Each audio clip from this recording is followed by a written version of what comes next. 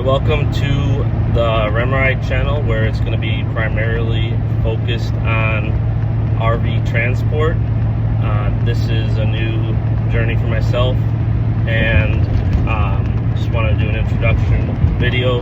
I'm picking up my first load today, so I'm going to give you a little background of the research I did. I'm not going to tell you the company that I signed on with or leased on with, for just some reasons. Maybe I'll put that on in the future, but I did research a lot of companies, had callbacks and offers from a lot of companies, and I'll get into the details about why I chose the company I chose, and kind of the truck I have, and just those details.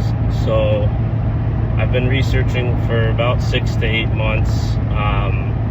The industry itself, kind of came across a video or two and just some information on the RV transport. Seemed kind of interesting, so I continued to do the research on that for, like I said, about 6 to 8 months before pulling the trigger.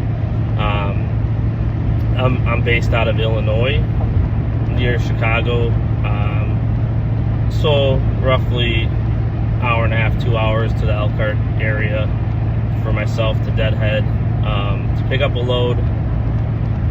And when I got to looking, I was mostly interested in loads that are local. I know that's probably not the norm for RV transport. A lot of the guys that have been watching their YouTube channels tend to like the further distances so that they can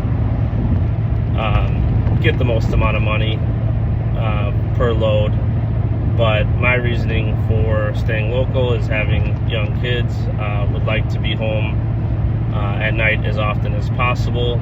I also have a small business that I run, doing pressure washing and gutter cleaning, that I don't have to be involved in day to day working the physical labor, but it helps financially where I don't need to go over the road to, say, California, Texas, those areas.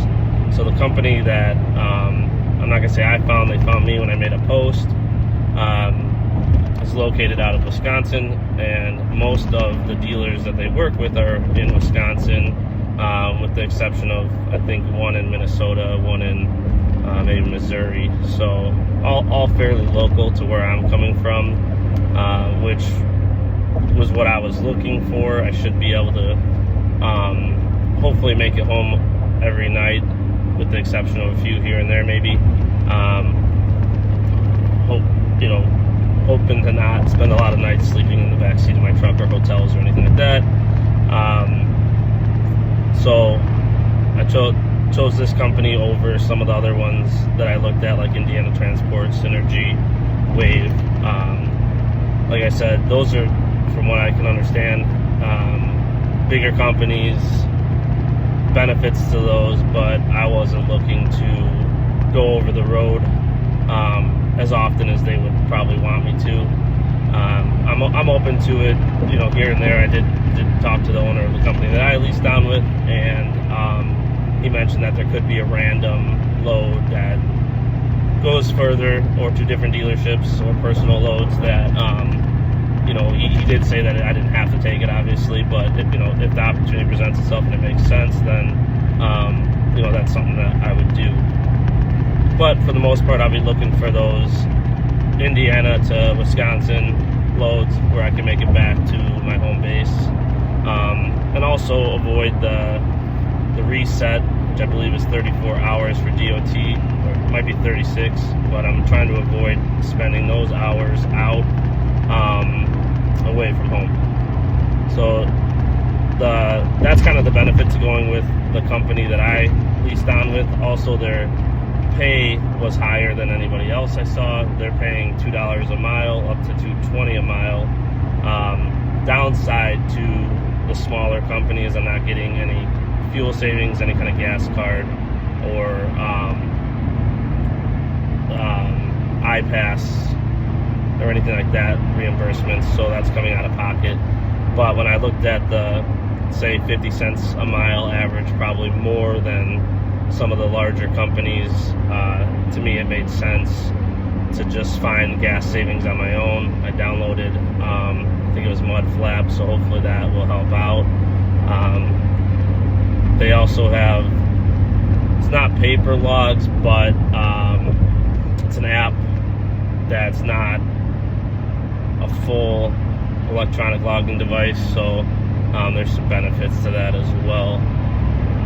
The downside, I would say, positive and negative, is they didn't have a 2-day course or anything like a lot of these big companies. Just kind of met up with the owner, signed all the contracts, answered any questions I had. Obviously more will come up throughout the process, but so a lot of the research and things came in handy that I've been doing over the last 6 months, watching YouTube videos and being on the Facebook pages for RV Transport. But there's probably definitely a lot of benefits to some of the larger companies that have you go through a 2-day course to go over everything. So still learning, but like I said, picking up my first load today. My vehicle is a 2015 Ford F-350 with the 6.7 Power Stroke. I'd say a decent vehicle for what I'll be doing. Not ideal, because my vehicle, I owned it before starting this, and I have it leveled on 35-inch all-terrain tires and aftermarket wheels, which I know is going to cut into my fuel mileage, possibly a little bit more wear and tear on my vehicle,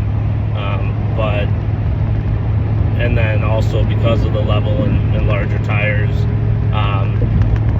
I don't have a fifth wheel hitch. I was willing to get one, but the company that I'm leased on with doesn't want me to pull fifth wheel with the increase in height of my vehicle.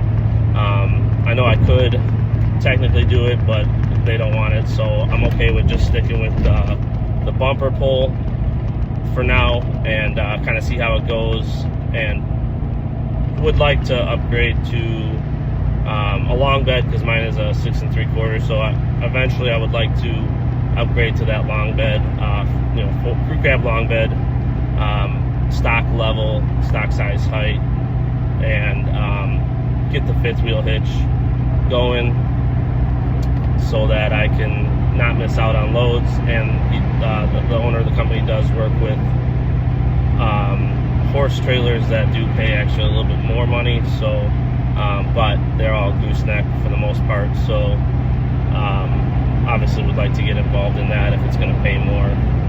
But I'm going to stick with the vehicle I have and give it a try, see how things go. If the money's there, then I would upgrade. I don't see myself buying a new truck for it, just because the miles are going to rack up rather quickly, and I feel like you're going to be upside down on a vehicle rather quickly. So I would be looking potentially for the long bed diesel, not really brand specific, but likely either stick with a Ford or a Ram, which I've had in the past, around that 100,000 mile mark, to hopefully not be way upside down on it right away. My current truck is sitting at 200,000 miles. I did drive a decent amount with my last work between my business and another job that I had, so I did rack up the miles on my vehicle.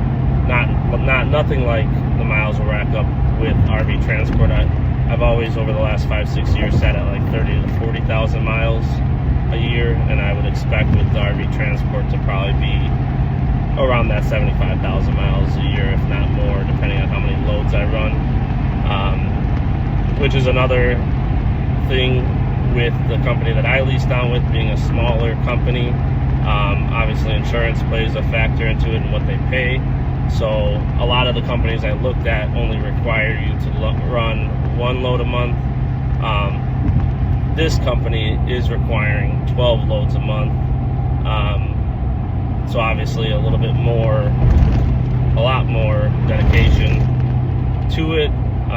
But I'm hoping that because they're shorter loads, might only work out to 3-4 days a week anyways. But it is more commitment than the companies that only require you to run one a month. So that's pretty much where I'm at right now. I will film a video just kind of hooking up to the first travel trailer and what that looks like, and then potentially some of the driving with the travel trailer. It's not new to me. I own a 37-foot pull-behind travel trailer that I tow for personal use, and I've had a lot of enclosed 30-foot trailers over the years, as well as some utility trailers and just work trailers in general. So towing is not new to me. If I go the fifth wheel or gooseneck, that will be new to me, as I have never done that. But from all the research I've done, that actually seems like it would be a little bit easier on the truck and the driver, so not something I'm nervous about. I actually look forward to eventually getting to that point, and I've also been looking to maybe do a fifth wheel anyways for my next camper, just for personal use. But I'll be updating videos. I am going to stop at one of the trailer shops right in the Elkhart area, as I didn't get my breakaway battery. I got a smart battery box, but I think I'm going to stop at Dan's. I saw that they have a mini battery that sits on the tongue of the trailer really nicely, so I think I'm going to stop and grab that, and then I'll probably also grab a large full-size marine battery, just to have both of them. But I also don't have a fuel cell in my truck, so I'm just sitting with the normal factory tank, which I'll likely look to add a fuel cell with the built-in toolbox for storage. So I'll probably talk to the trailer shop about that, just to kind of get the quotes going on that. I will wait until I make a little bit of money doing this to use that money to upgrade the truck. But definitely the fuel cell, from everything I've read, is important for range, as well as being able to kind of pick and choose where you fill up to save some money, especially with the company I'm leasing on, with not having a fuel card. I'm going to be spending a little bit more on fuel than some of these other drivers, but like I said, it kind of makes it up on the more pay per mile. So we'll kind of see how that works out. Any questions, leave them in the comments, and would definitely appreciate a subscribe to the channel, as I'm just getting started here, and I'll try to do as many videos as I can. Thanks for watching. Alright, I'm just doing my walk around inspection, making sure I don't see any visible damage. Got my sewer caps.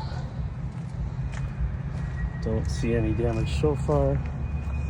Making sure everything's locked up there. A few little scratches here, but nothing to be concerned about. It's a Coachman Catalina. I think it's a 32-foot trailer.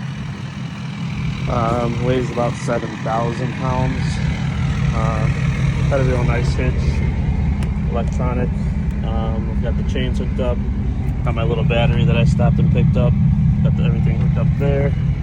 Again, I don't see any damage on the trailer.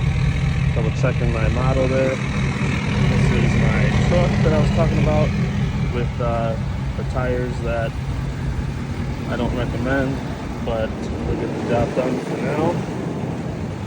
First load, picking it up.